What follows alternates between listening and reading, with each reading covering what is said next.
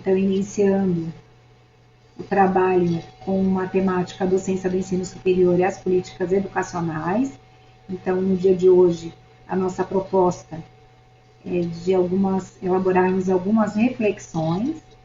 Dentre elas, nós temos aqui a primeira, que é a necessidade de uma ressignificação do pensar sobre a função social da educação, e para isso nós iremos utilizar e nos auxiliar com os fundamentos da história da educação e da sociologia da educação.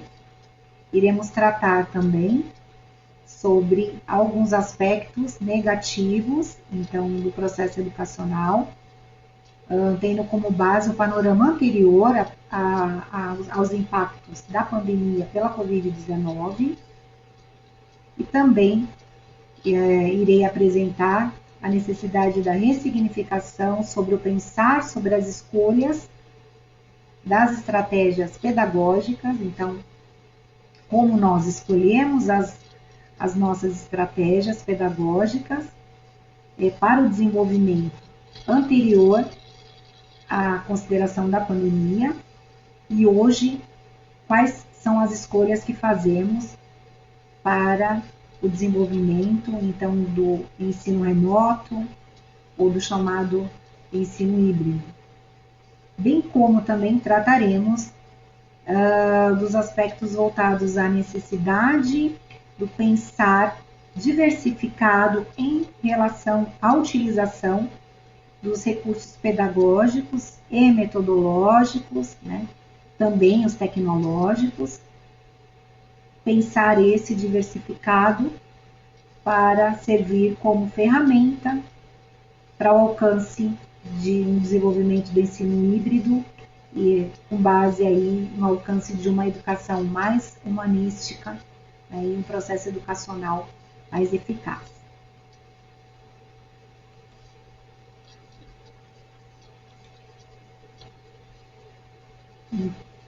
Inicialmente, faremos aqui uma explanação relativa às contribuições que a sociologia da educação nos traz, contribuindo, então, para a nossa compreensão em relação à educação escolar da forma que conhecemos.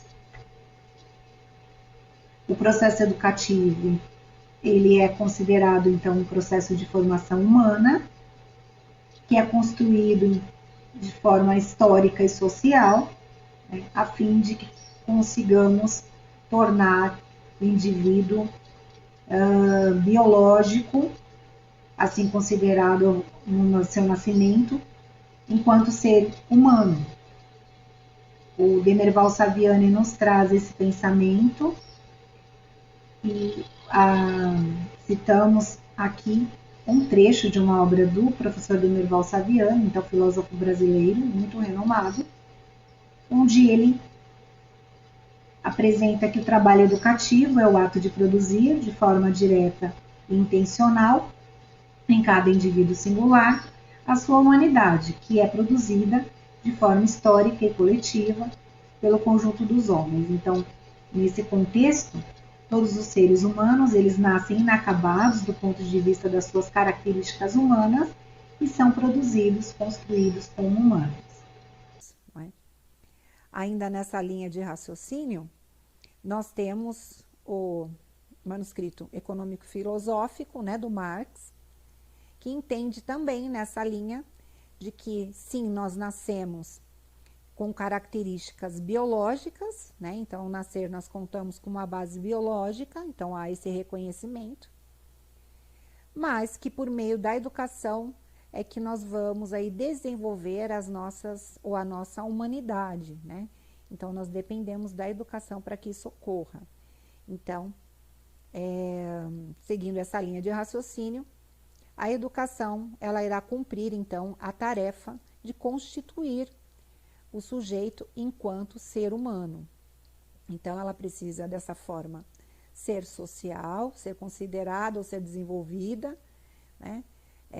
Ser social e consciente, né? Então, a nossa sociedade, ela escolheu a escola para desempenhar esse papel, desempenhar essa função, segundo Marx, mas temos aí que pensar também que a escola não é o único espaço educacional, não é? Então, temos aí um processo de conscientização dessa função social da educação, né? E aí precisamos então conhecer, interpretar a nossa realidade para que possamos atuar sobre ela, construindo-a, né? Ou transformando-a. Nós vamos apresentar no decorrer da aula algumas formas de pensar diferenciadas em relação à função social da educação, de acordo com o contexto histórico de época e de acordo com alguns teóricos, né?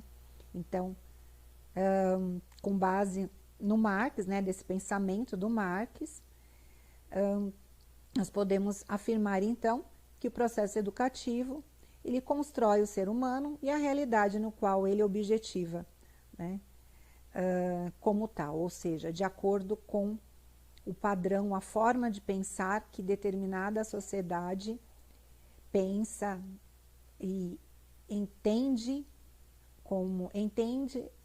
ou a entende como adequada para que seja organizada de acordo com o contexto social de época. Então, onde se dá, não é? Ou onde se deu o processo educativo? Então, como já falado aqui, né, a sociedade, ela não, a escola, ela foi escolhida pela sociedade com essa função, não é? Mas ela não é o único espaço, né? Então, pensando e retomando as fases de socialização, não é, do ser humano, então o primeiro estágio, ou a primeira fase, né, do processo de socialização, ela acontece no seio da família, né? E aí, após essa iniciação, nós temos aí o processo de escolarização, né, como um segundo estágio, uma segunda fase de desenvolvimento. Agora pensemos e vamos fazer uma contextualização em relação ao Brasil em si, não é? Então, antes dos portugueses e da atuação dos jesuítas, então, não é? Então, quando eles chegaram aqui no nosso país, eles encontraram um panorama de indígenas, na verdade. Então, pensemos aí, naquela época, não é? Havia um processo educacional? O que vocês entendem sobre isso, né? Vamos pensar um pouco sobre isso. Podemos afirmar que sim, né? Só que não com essa organização da forma que conhecemos hoje. Então, os indígenas, eles já tinham sim, né, um processo educacional ou educativo sendo desenvolvido, mas não nos moldes que nós conhecemos hoje, né? Então, isso era desenvolvido de forma a passar aí elementos culturais de geração para geração, né? De uma forma não sistemática, mas a intenção de educar, né? De contribuir para o desenvolvimento daquele elemento que fazia parte já da sua cadeia familiar, da sua geração, já existia, né? Nós tivemos aí algumas modificações na forma de pensar das pessoas e de atuar, né, a partir da Revolução Industrial, onde nós tivemos aí um momento de consolidação do sistema capitalista, com a estratificação social de pessoas e a criação das figuras aí do proletariado, né, e os burgueses. Nós tivemos algumas modificações nas práticas sociais, em especial nos modos de produção, e também em relação à consideração da infância e da fragilidade, então, das crianças, né? Anterior a isso, se confundia aí a figura da criança e do adulto, né? E sendo consideradas as crianças como mini adultos, não é? Então não havia aí uma consideração da necessidade de propiciar ações que desenvolvessem o intelecto dessa criança, no sentido de que ela pudesse ser aí inserida no seio da sociedade, ou desenvolvida no seio de uma sociedade politicamente organizada, não é? Tendo em vista aí as suas fragilidades e a sua necessidade de construção do caráter e personalidade. Então, isso não é levado em consideração, né? Então, até aí nós temos, então, a escola como uma instituição responsável pela formação dos jovens a partir da Revolução Industrial, com base e objetivando a integração, não é, desse indivíduo ao mundo social, do adulto, então, entendido aí na modernidade. Então, um meio de isolar, né, que foi utilizado como um meio de isolar cada vez mais as crianças durante um período de formação, tanto moral quanto intelectual, então, né? Só que com o intuito de moldá-la, né, de adestrá-la, graças a uma disciplina, então, mais autoritária, e desse modo nós tivemos aí a separação, né, da criança do mundo do adulto, e foi aí desenvolvido, foi iniciado, né, um processo de desenvolvimento dela para moldá-la, para que ela fosse inserida posteriormente no mundo dos adultos. E aí nós temos uma reflexão necessária, né? Seria a escola, então, uma instituição que pudesse ser considerada neutra, né?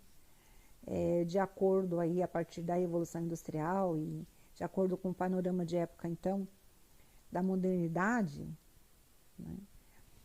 Entendemos que isso é muito complexo, mas precisamos pensar, tendo em vista que a ideia é que façamos aí uma ressignificação sobre o pensar sobre a função social da escola. Então, a sociedade, ela possui hoje características, e já de longa data essas características são demonstradas, né, que é justamente as contrariedades, né, as dicotomias, as situações dicotômicas, porque nós vivemos numa sociedade onde nós temos, então, já com base no capitalismo, né, uma estratificação social. Então, a nossa sociedade ela é dividida em classes sociais, e essas classes sociais elas possuem interesses antagônicos, né? Uma das características, né, entre outras características, na sociedade capitalista, é justamente a questão da presença das desigualdades, que a gente vamos estar tratando um pouquinho mais adiante na aula.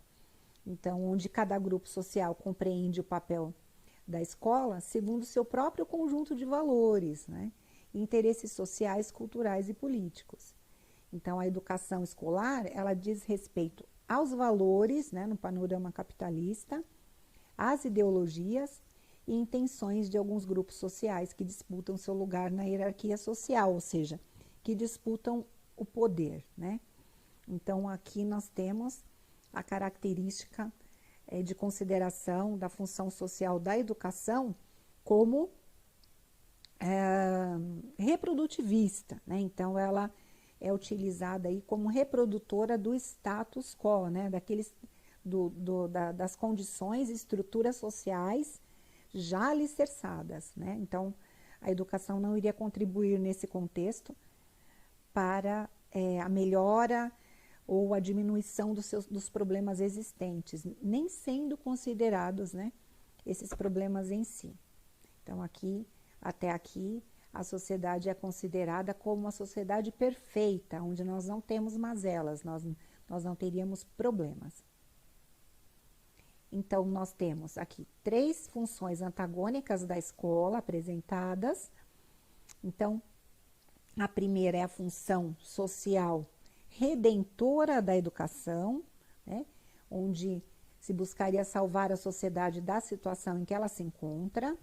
A segunda é a reprodutora, onde o objetivo da educação seria possibilitar a perpetuação, né, da sociedade na forma de organização, e a transformadora, que é ou possui o objetivo de mediar a busca de entendimento da vida e da sociedade. Nós vamos a seguir comentar cada uma dessas funções assim consideradas, não é?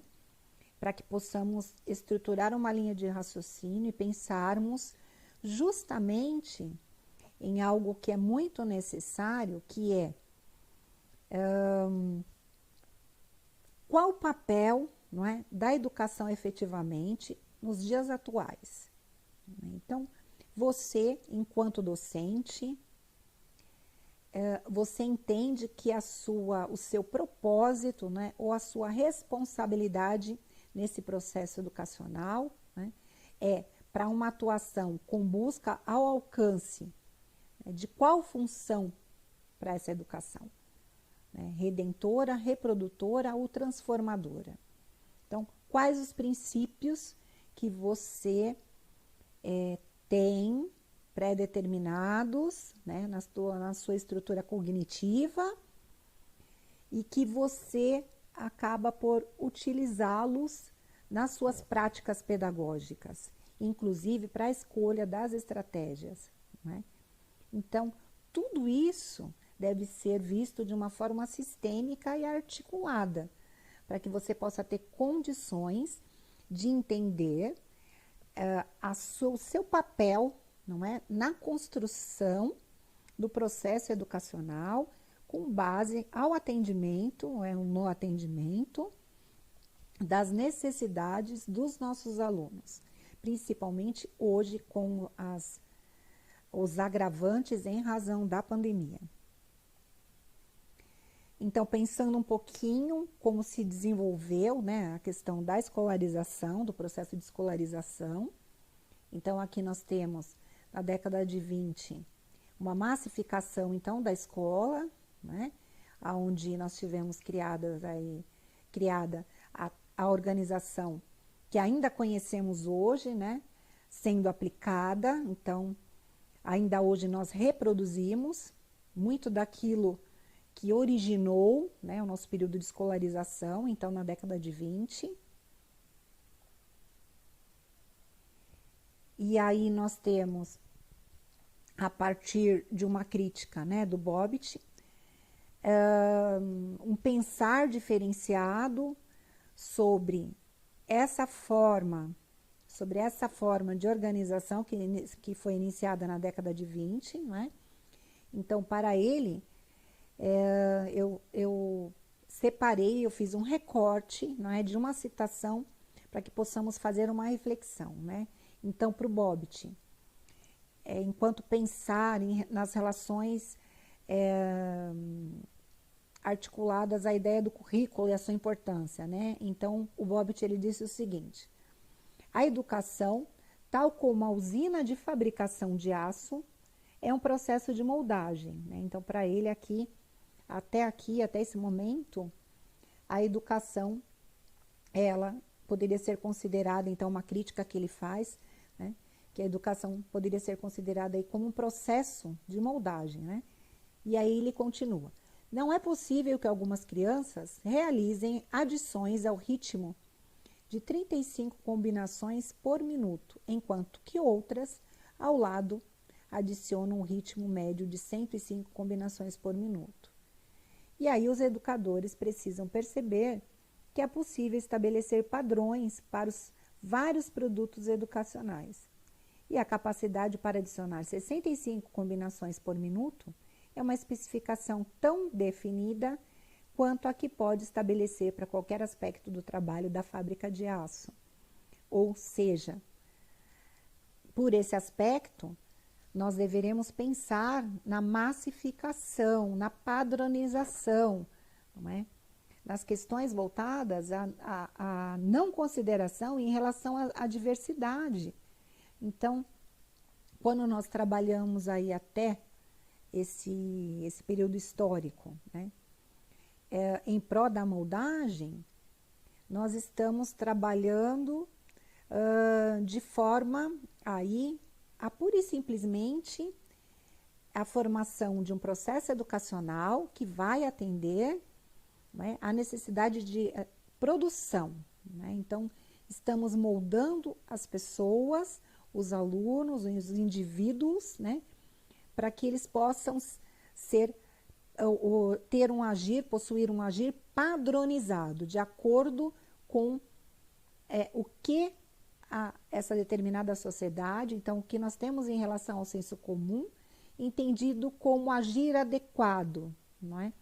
Então, aquele que não se encaixa nesse processo de moldagem, ou melhor, nesse processo educacional, ele deve ser moldado, ele tem, então, essa é a ideia da função social redentora, não é?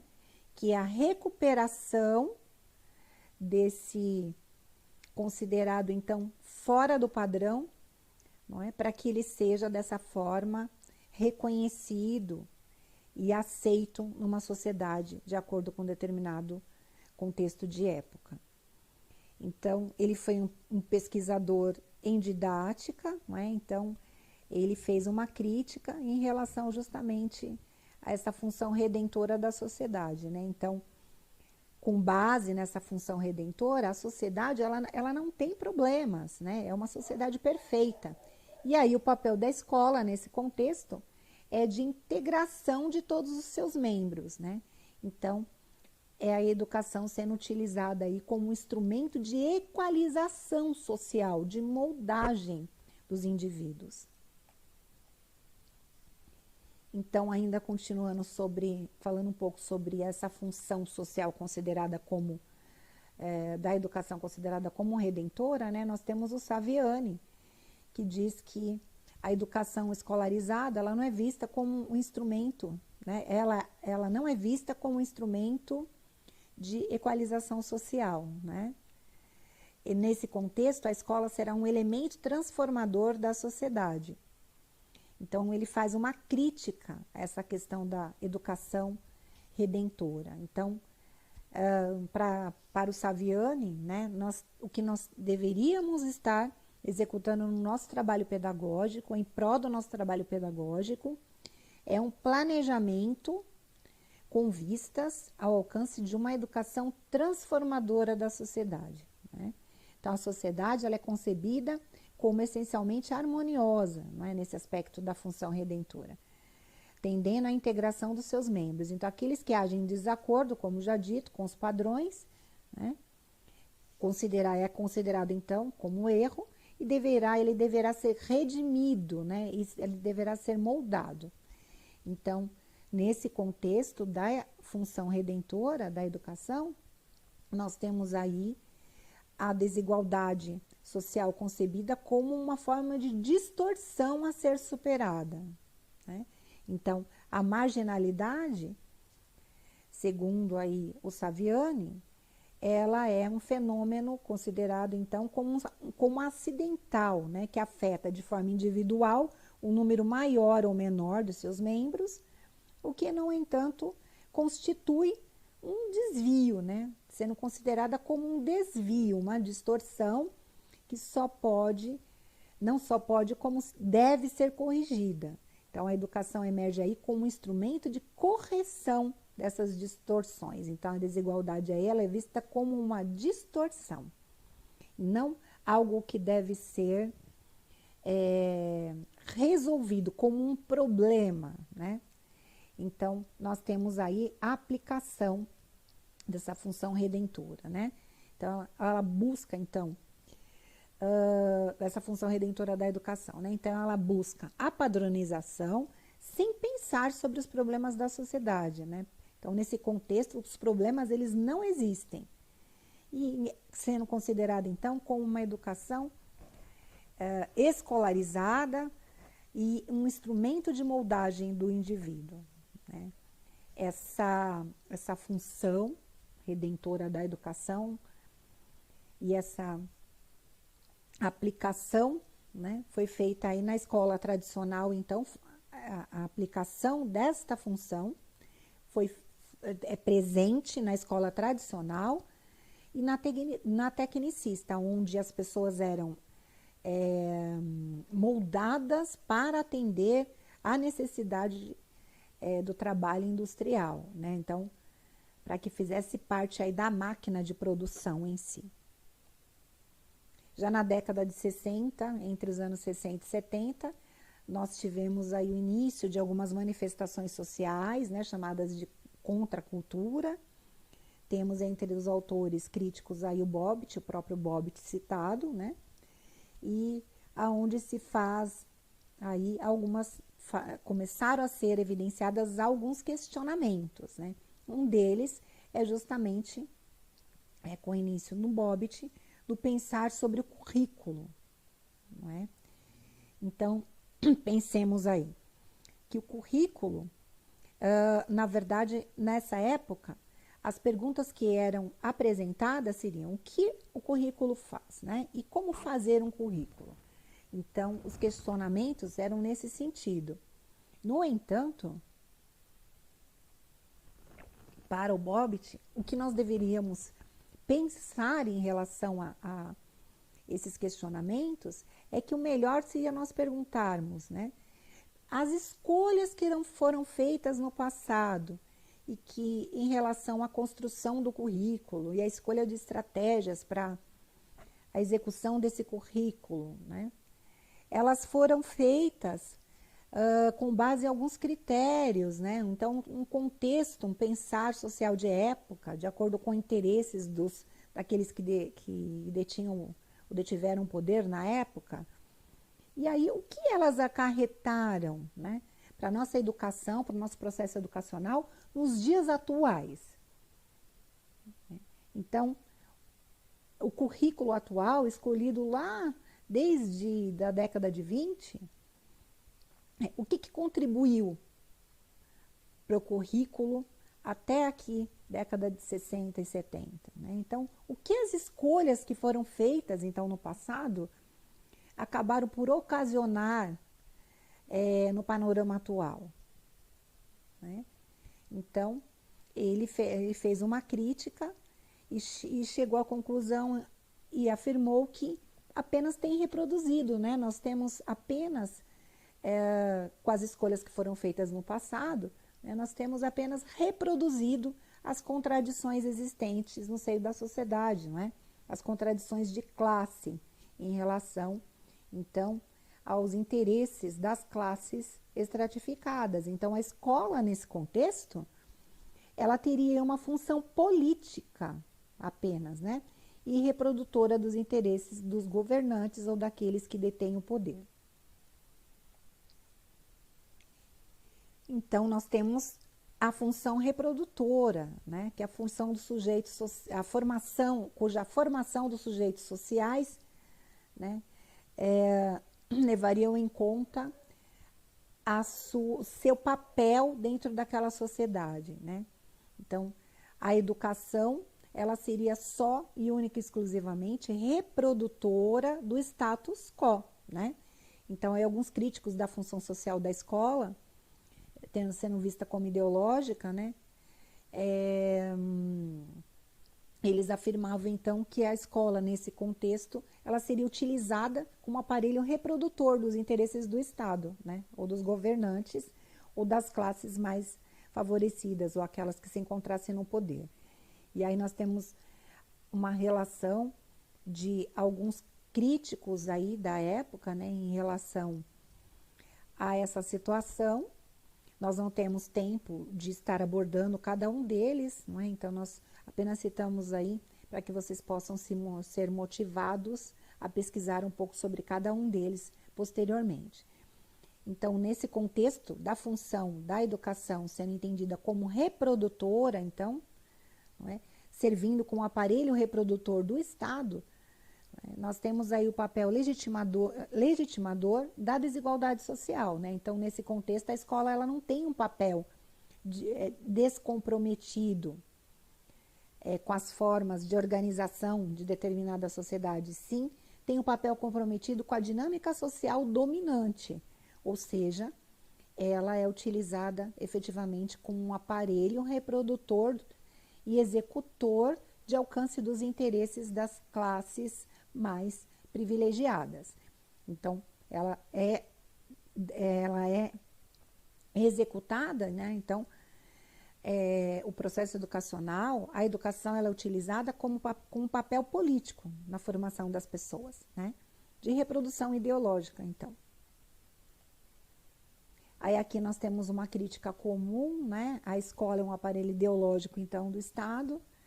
Então, a ideologia sendo entendida como um sistema de ideias sustentadas por um grupo social, então, que detém o poder, as quais refletem e defendem os próprios interesses e compromissos institucionais, sejam eles morais, religiosos, políticos ou econômicos, não é?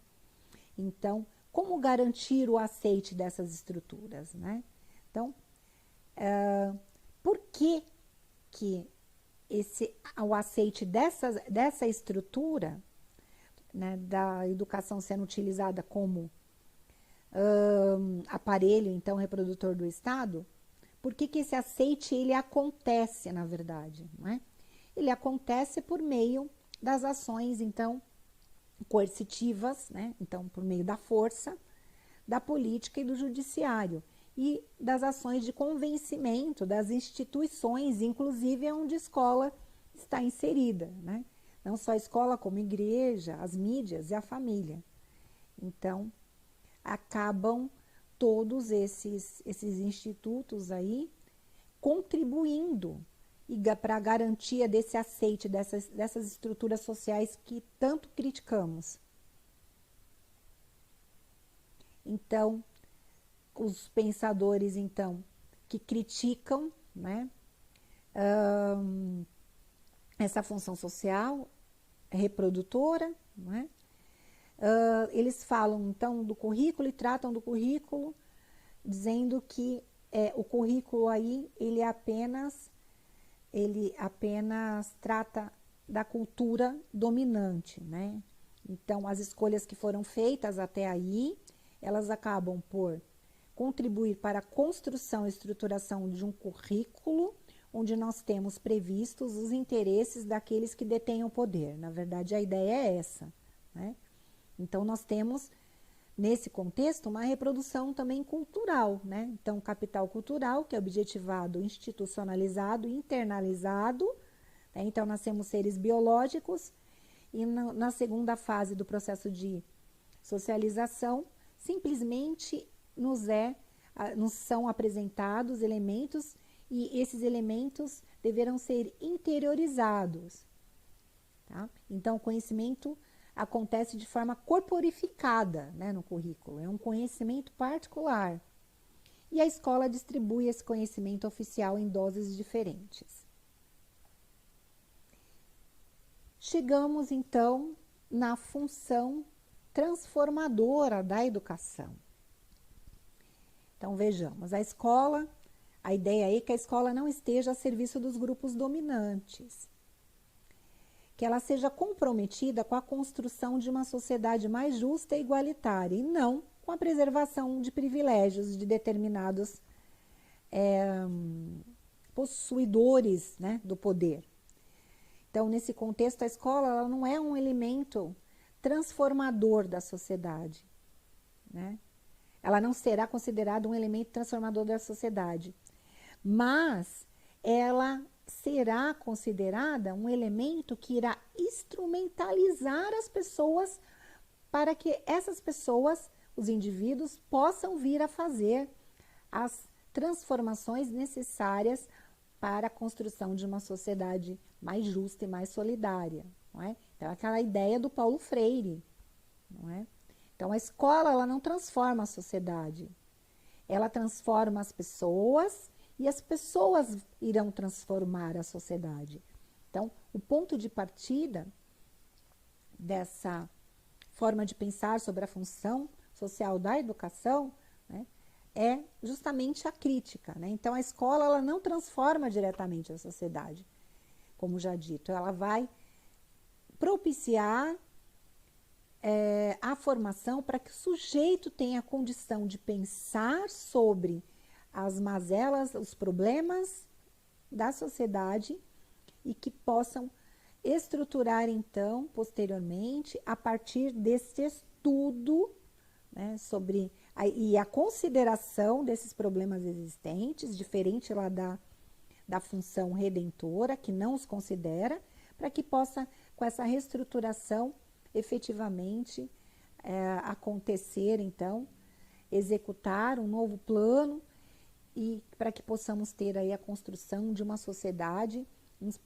estruturada em patamares diferentes ao que nós conhecemos, que é com a instauração das desigualdades sociais, né? Então, essa é a ideia da função transformadora da educação, né? Então, a função social da educação aqui, transformadora, é de instrumentalização dos nossos alunos, dos indivíduos, para que eles possam efetivamente transformar a sociedade.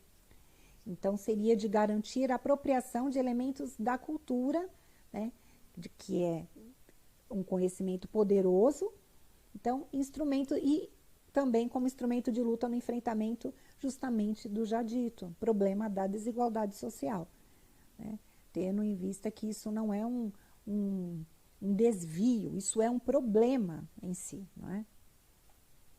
Então, essa proposta, ela pressupõe que a escola, para exercer a sua função transformadora, né, no sentido de contribuir para a democratização da sociedade, não pode abrir mão de sua responsabilidade específica, que é justamente a de garantir que os sujeitos sociais se apropriem de forma crítica e reflexiva do saber elaborado pela cultura que pertence.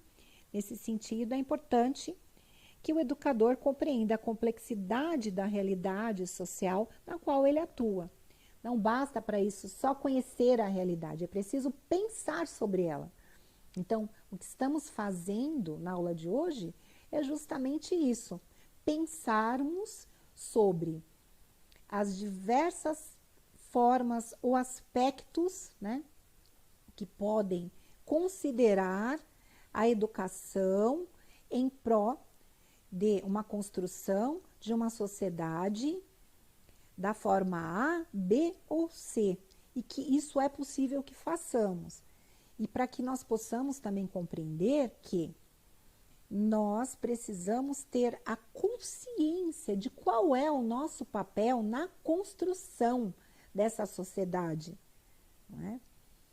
Porque isso vem sendo desvirtuado de acordo com o contexto de época, e nós chegamos hoje, né, então nos dias atuais, onde nós temos um estado de pandemia e nós tivemos aí a transição de uma educação tradicional com base, sendo aplicada com base nas aulas presenciais, para uma modalidade, né, uma transição para uma modalidade de educação à distância, então de ensino remoto,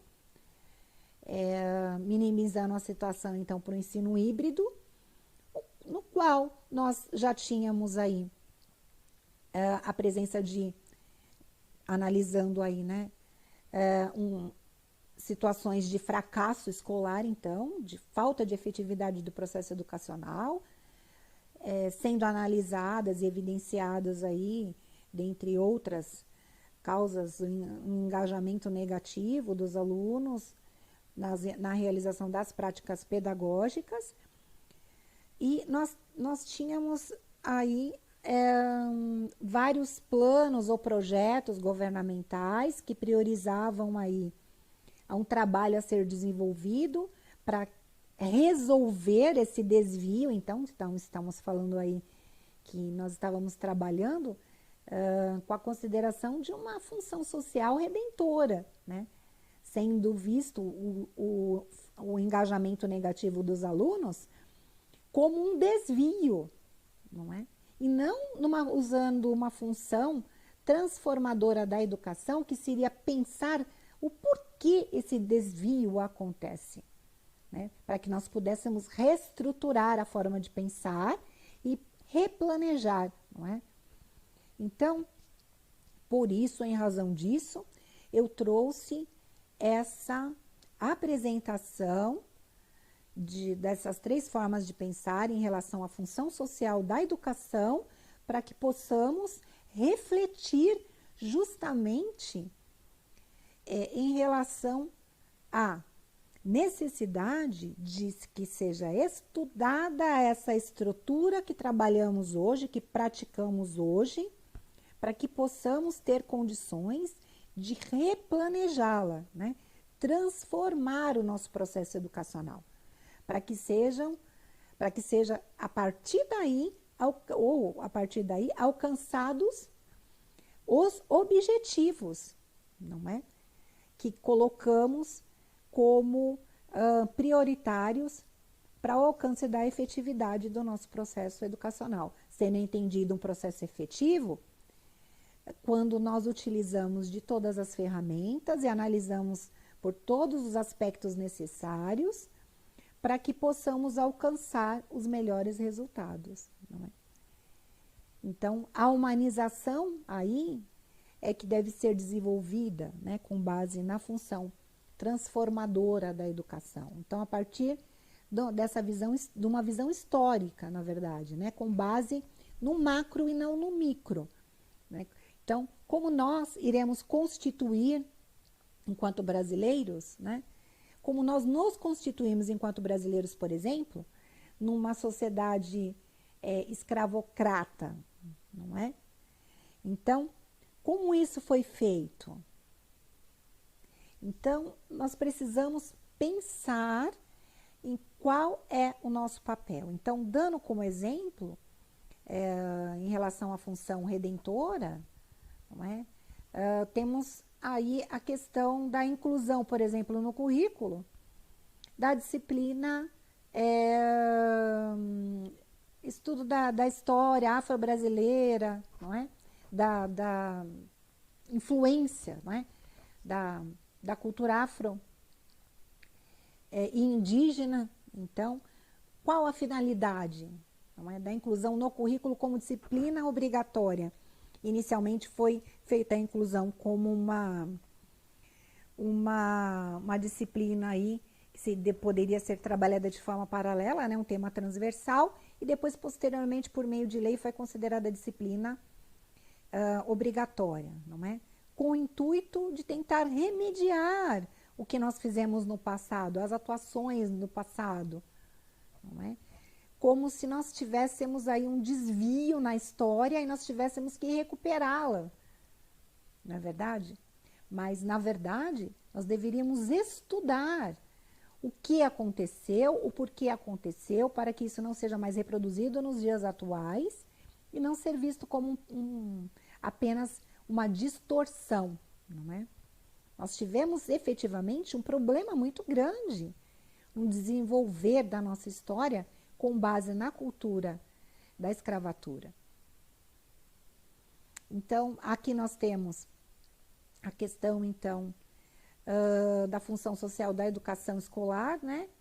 Então, é de hegemonia política, né? Mais a favor das classes populares, nessa ideia da escola, então, com a função social transformadora. Então, aqui nós não vamos utilizar esse termo elevar, não é? Que aqui no canto esquerdo foi até riscado, porque se nós falarmos de nível cultural elevar, né? Então, que a nossa função, então, transformadora da educação nesse contexto seria de elevação, né? Alcance do elevar o nível cultural das classes populares, nós iríamos aí estar considerando que essas diferenças, né, que é uma característica do capitalismo, ela deveria ser considerada como uma coisa normal, e não é essa a ideia, né? Então, essa concepção de elevação do nível cultural seria utilizado de forma inadequada, né? Então, o correto seria nós falarmos aí em ampliação de possibilidades. Então, a função social da educação enquanto transformadora, ela iria possibilitar o contato com as diversas formas de cultura, não é? Sem a ideia de hierarquia entre o que é melhor ou o que é pior, né? Então, nós iríamos aí estar a ideia de propiciar ações e contribuir, intervir, para que os indivíduos tenham aí o acesso, né, e ampliado a diversas culturas. Então, fazer a crítica da concepção dominante, ideologias da classe burguesa, né? Então, como ela se perpetua pelo currículo oficial e oculto? né? Então, esses são considerados aí 3 passos para que a gente reflita sobre o que seria ou deveria ser executado, observado, para que a gente consiga efetivamente desenvolver a educação com base nessa função social transformadora, né? Então, trabalhar o senso comum com vistas à formulação de uma concepção de mundo adequada aos interesses populares, não é? Então, o senso comum tendo sido pensado e construído, né, a partir de uma cultura da nossa sociedade, com vistas a uma concepção de mundo, né, e aos interesses populares, e não com base no atendimento aos interesses daqueles que detêm o poder. Então, é essa a ideia. E aí nós temos ainda, com base na educação, né, na função social transformadora, aqui justamente aquela frase que eu já via, aquela linha de raciocínio do Paulo Freire, né, onde ele fala que a educação ela não transforma o mundo, ela muda as pessoas, ela tem a capacidade de instrumentalizar as pessoas, para que essas pessoas venham a mudar o mundo, né? Então, é a partir do indivíduo singular que a educação escolar passaria então a exercer a sua função social de forma efetiva, aquela linha de pensamento da efetividade que eu expliquei. Isto é, quando o seu trabalho, que se faz por meio do conhecimento sistematizado e, em consequência, requer determinado conteúdo científico, cultural, econômico, lúdico, não é? É que nós chegamos e vamos conseguir proporcionar ao aluno que ele se torne um ser consciente dos seus atos, né? Então, um aluno consciente dos seus atos é aquele que, por meio do trabalho da educação escolar que nós realizamos, com base na função social transformadora, ele passa, né, ele passou do senso comum ao conhecimento erudito, né, científico. E o bom senso, né, que lhe havia, tornou-se senso crítico, de modo que ele passou a ter a concepção de mundo coerente e coletiva, não só privilegiando interesses individuais ou interesses coletivos daqueles que detêm o poder, tá certo? E aí a aplicação dessa função transformadora, né, é a ideia de acordo e está de acordo com a teoria da pedagogia histórico-crítica do professor Demerval Saviani. Então, dessa forma nós terminamos a nossa primeira parte da aula, cuja proposta foi pensarmos sobre a necessidade de ressignificar, não é? O pensar sobre a função social da educação, para que nós possamos ter a consciência da importância do nosso papel para o desenvolvimento, então, dessa função transformadora, que é o que busca a construção de uma sociedade mais justa e mais solidária.